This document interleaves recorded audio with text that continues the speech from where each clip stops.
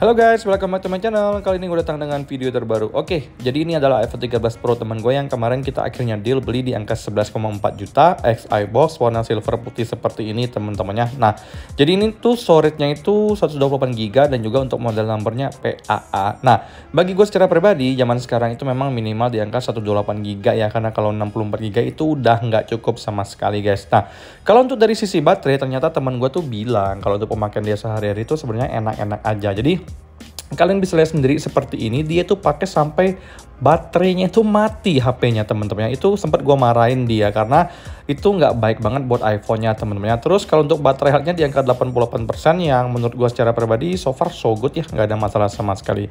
Sebenarnya gua tuh suka banget sih sama iPhone 13 Pro ini ya. Untuk bahannya itu juga bagus banget ya, materialnya itu.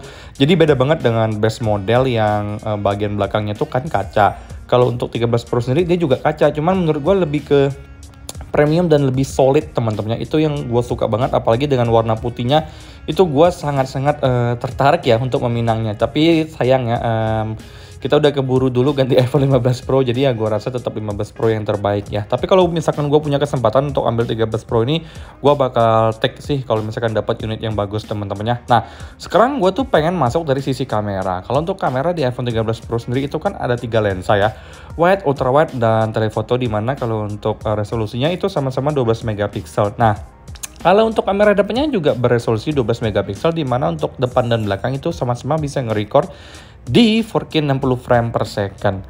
Selain itu, yang paling gue suka dari 13 Pro ini itu adalah bahan sampingnya yang nge-chrome seperti ini. Menurut gue elite sih teman-temannya. Gue pangling sendiri pas gue baru notice, wah ternyata kalau untuk bagian sisi-sisi kiri dan kanannya ini tuh dia chrome seperti ini mengkilat. Menurut gue keren banget guys ya, dan ini bikin gue sangat-sangat tertarik dengan iPhone 13 Pro ya. Kalau misalkan gue bisa dapetin unit Xi box yang bagus, sepertinya gue bakal coba untuk pakai iPhone 13 Pro ini teman-temannya.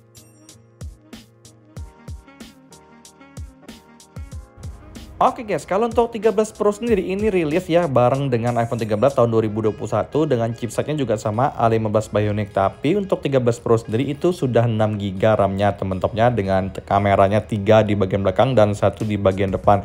Kemudian kalau untuk sisi-sisinya ini itu terbuat dari stainless steel frame, dan juga untuk bodinya itu dari Corning matte glass teman-temannya.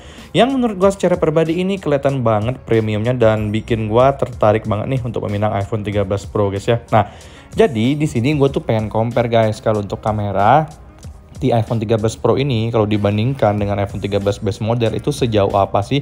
Dan untuk hasil kamera 13 Pro di tahun 2024 ini bagus atau enggak teman-teman? Karena menurut gue secara pribadi iPhone 13 pun itu bikin gue nyaman banget. Nah, kalau untuk iPhone 13 Pro hasilnya seperti ini guys.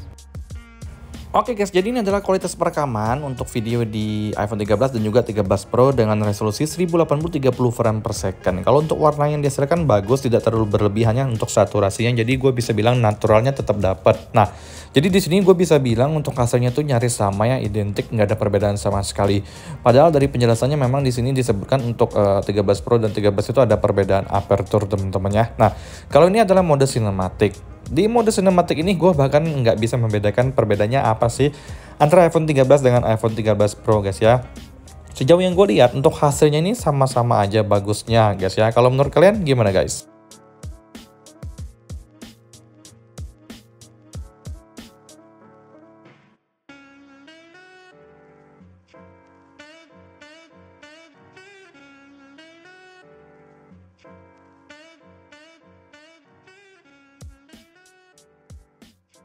Oke guys, jadi setelah melihat hasil kameranya, gue bisa bilang sebenarnya iPhone 13 tuh nggak kalah terlalu jauh ya dengan iPhone 13 Pro, karena hasilnya tuh identik sama.